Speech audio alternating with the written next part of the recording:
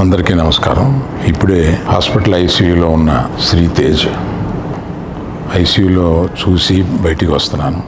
Doctors అందరితోటి నేను మాట్లాడాను. అబ్బాయి రోజు రోజుకి రికవర్ అవుతున్నారు. లాస్ట్ 14 డేస్లోనూ, పర్టికులర్ లాస్ట్ 10 డేస్లో రికవరీ కనపడుతుంది. బట్ చాలా టైం పట్టొచ్చు అని కూడా చెప్పారు.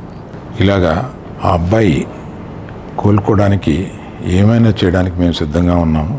అది కాకుండా ప్రభుత్వం కూడా వచ్చి మేము దీన్ని తీసుకుంటాము, ఈ అబ్బాయిని సంపూర్ణ ఆరోగ్యంతో చూడడానికి ప్రభుత్వం కూడా ముందు రావడం చాలా అభినందనీయం. చాలామంది అభిమానులు కానీ, బంధువులు కానీ, మిత్రులు కానీ అల్లు అర్జున్ ఎందుకు హాస్పిటల్కి వెళ్ళలేదు అని అడుగుతున్నారు. దానికి కారణం చెప్తాను. స్టాంపేడ్ జరిగిన రోజు మరుసటి రోజు మార్నింగే అల్లు అర్జున్ వద్దామని అనుకుంటే హాస్పిటల్ అధికారులు నిన్నే కదా జరిగింది, ఇవాళ ఈ హాస్పిటల్కి వచ్చి ఇక్కడ ఇంకొక ఇన్సిడెంట్ని ఎందుకు అవాయిడ్ చేయమని చెప్పి అడిగారు. కరెక్టే కదా అనిపించింది. రాలేకపోయారు. ఆ రోజునే కేసు పడింది.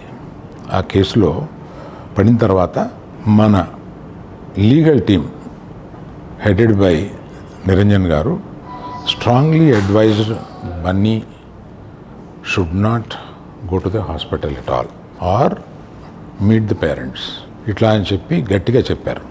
ఆ తర్వాత మేము రావడానికి అనేక నిబంధనలు, మళ్ళీ నేను ప్రభుత్వాన్ని పర్మిషన్ అడిగాను. నేనన్నా కనీసం వెళ్ళి చూస్తే బాగుంటుంది అని. ఎందుకంటే ఓ రోజు బన్నీ బాధపడుతూ నేను చూడలేకపోయాను, నువ్వన్నా వెళ్ళి చూసిరా డాడీ అని అడిగాడు. నేను ప్రభుత్వాన్ని అడిగితే వారు పర్మిషన్ ఇచ్చారు.